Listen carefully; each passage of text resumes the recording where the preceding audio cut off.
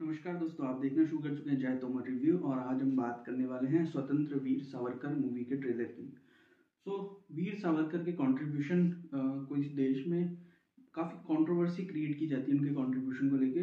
जबकि उन्होंने जैसा कि बाकी स्वतंत्रता सेनानियों ने इस देश के लिए कंट्रीब्यूट किया था, उन्होंने भी कंट्रीब्यूट किया था। उनके कंट्रीब्यूशन को रिकग्निशन नहीं मिला उतना, लेकिन अब लगता है कि आज का जो यूथ है, जो वीर सावरकर के कंट्रीब्यूशन को नहीं जानता, वो इस मूवी को देखने के बाद शायद उन्होंने जो कंट्रीब्यूट किया है इस कंट्री के लिए उसको पहचान पाएगा। कुछ एक नाम है जिनका कंट्रीब्यूशन को बढ़ा चढ़ा के पेश किया जाता है। स्वतंत्रता में बहुत सारे लोगों ने अपना योगदान दिया था, बहुत सारे लोगों ने अपनी जान भी न्यौछावर करी थी इस देश के लिए। लेकिन ये गलत है कि अगर हम किसी एक या दो नामों को ही उसका क्रेडिट दें। सब लोगों का कंबाइंड इफेक्ट जो एफर्ट था वो इसमें था। और स्वतंत्र वीर सावरकर का बहुत बड़ा जो कंट्रीब्यूशन था इस देश की आज़ादी में था। वीर सावरकर ही एक ऐसे स्वतंत्रता सेनानी थे जिसको काला पानी की 2 सज़ा हुई थी। तो काला पानी की सज़ा जिसको नहीं पता है, सबसे कठोर सज़ा काला पानी की सज़ा हुआ करती थी। अंडमान निकोबार की जेल में भेज दिया जाता था। वहाँ पे आपको लोगों से बात नहीं, आप रोशनी तक नहीं देख पा रहे हो, मतलब इतना मेंटली आपको टॉर्चर किया जाता था कि आप टूट जाते थे। और लेकिन वीर सावरकर ने उस सज़ा को भी पार किया। बहुत से लोग इस बात पे भी टिप्पणी करते हैं कि उन्होंने माफ़ीनामा लिखा और ये लिखा वो लिखा। तो माफ़ीनामा लिखने का जो मेन रीज़न समझ में आता है उनका, कि उन्होंने इसलिए लिखा कि जब तक अगर वो काला पानी के जेल में ही रहते तो वो देश की आज़ादी में बहुत ज़्यादा योगदान नहीं दे सकते थे। वीर सावरकर पे बहुत अच्छा काम विक्रम संपत ने भी किया। उनकी बुक्स है वीर सावरकर को, अगर आप इंटरेस्टेड हो तो आप उसको भी पढ़ सकते हैं।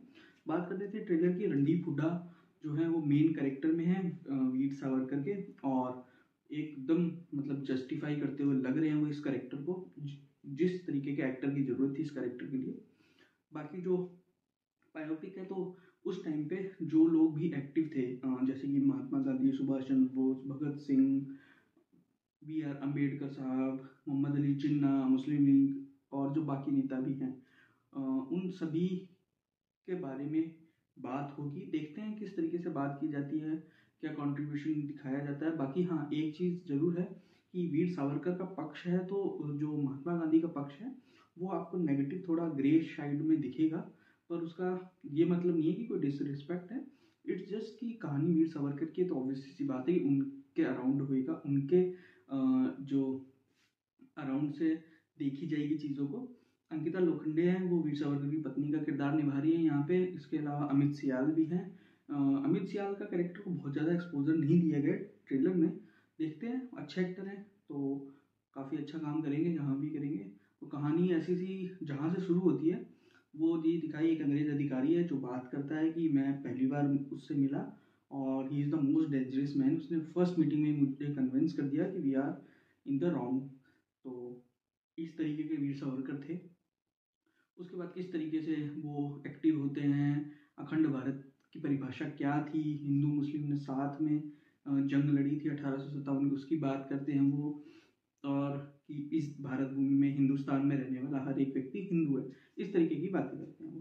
कहीं भी कम्युनल एंगल और वो सब चीज़ें उन्होंने नहीं दी थी, बट कुछ एक लोग इसको गलत वे में ले जाते हैं और इसको कम्युनल एंगल देने की कोशिश करते हैं। बाकी 47 में देश आज़ाद हुआ, हम सबको पता है। कंट्रीब्यूशन उन्होंने किया। 1966 तक वीर सावरकर रहे थे। 82 ईयर्स की एज में उन्होंने इस दुनिया को छोड़ा था।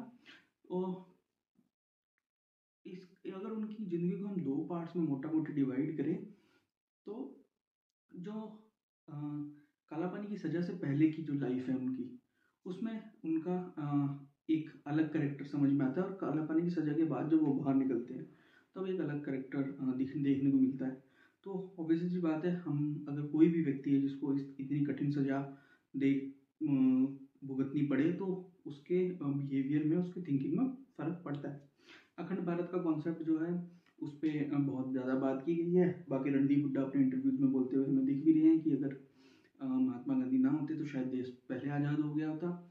और शायद, मतलब बहुत सारे शायद है, अब इस पर तो हम क्या ही बोल सकते हैं स्टोरी में। लेकिन हाँ, वीर सावरकर को जो मिलना चाहिए रिस्पेक्ट, उनकी जो ड्यू रिस्पेक्ट है वो उनको ज़रूर मिलनी चाहिए। इस मूवी के बाद हम एक्सपेक्ट करते हैं कि देश के लोग जो हैं उनको रिकग्नाइज करेंगे। आप भी कंट्रीब्यूट कर सकते हो अपने स्वतंत्रता सेनानी के लिए। कंट्रीब्यूशन कैसे करना है, आपको बस जाके इस पिक्चर को सिनेमा हॉल में देखना है, और आप सिनेमा हॉल में देखोगे तो इस तरीके के जो मेकिंग्स हैं, जो हरदीप हुड्डा ने इसको बनाया है, इस तरीके के जो लोग हैं उनको प्रोत्साहन मिलता है, वो इस तरीके का और काम करेंगे। आपको ऐसी बहुत सारी और स्टोरीज देखने को मिलेगी जिन हीरोज़ के बारे में हम कम जानते हैं या नहीं भी जानते। बहुत से लोग हैं इनको हिस्ट्री में ज़्यादा दिलचस्पी नहीं होती, वो नहीं जान पाते। बाकी आप एक काम अभी कर सकते हो, इस चैनल को अगर आपने सब्सक्राइब नहीं किया तो सब्सक्राइब कर लीजिए, वीडियो को लाइक शेयर करना मत भूलिएगा।